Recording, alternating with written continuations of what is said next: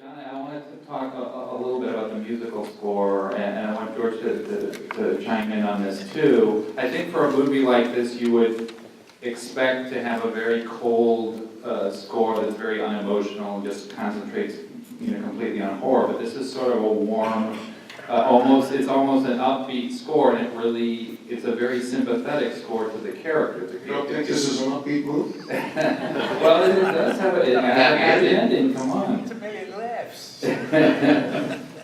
Well, there was kind of a long history to it, which, we've all talked about for years. There was an original script that George wrote, which we never got to make, which was a much bigger version of this story, which we didn't have the budget for. But when George was writing it, and I was going to do the score for it, I would be putting some cues together and sending them down there. He was living in Sanibel Island in Florida, and a lot of the movie was going to be set in a kind of a Caribbean setting, and I wanted to play around with those themes. And we talked about it. The great thing about working with George as his assistant director and his composer was that I was with him all the time. So we would talk. It wasn't like I just got the movie. It wasn't like I would just get the movie and then I'd have 3 weeks, 8 weeks, 12 weeks to score it. So we would talk about what kind of music we wanted, and we wanted to be kind of counterintuitive and do something a little bit more melodic.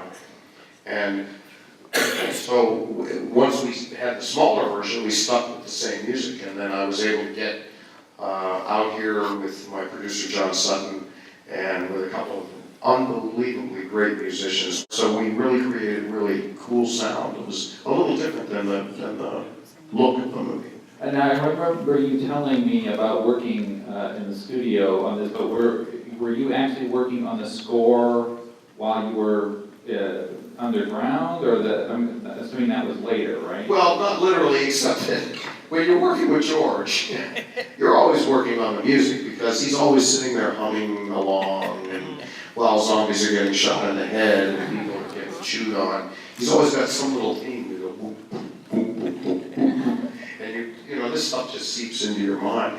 I will say, all seriousness, George still has one of the greatest soundtrack collections that I've ever heard. So he knows music unbelievably. So we would be able to sit there and communicate in a way that, and because he's an editor, we'd be able to talk about music as a story element and not just as some kind of underlying thing.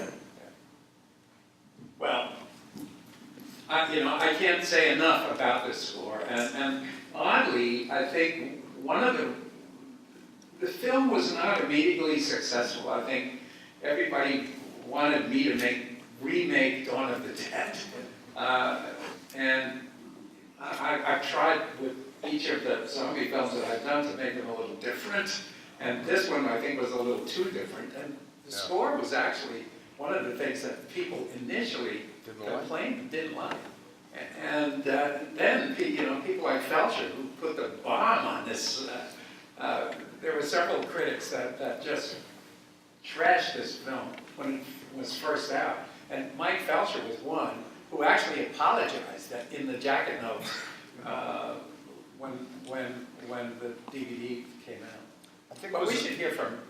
Yeah, well, one of the great things, I will say this about the score in terms of themes, because of George's character Buck, which is the most iconic zombie ever, right? We ended up creating a theme for Buck, which was very sympathetic, and then became restated all the way through the score. And fortunately, we had this unbelievable actor sitting over here at the end of the row who brought this character to life with mime and with characterization. I mean, it's just an unbelievable performance. Yeah, really.